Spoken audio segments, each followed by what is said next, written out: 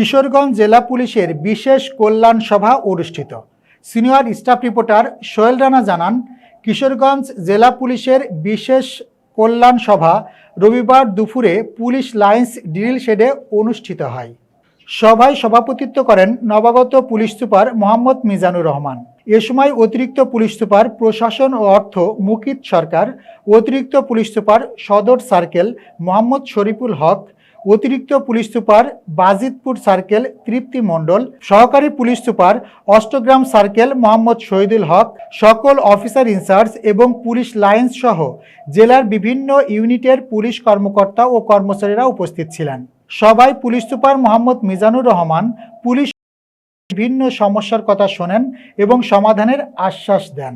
তিনি পুলিশের প্রত্যেক সদস্যকে পেশাদারিত্বের সঙ্গে দায়িত্ব পালনের নির্দেশ দেন। তিনি বলেন, পুলিশ জনগণের বন্ধু, সেটা কথায় নয়, কাজে প্রমাণ দিতে হবে।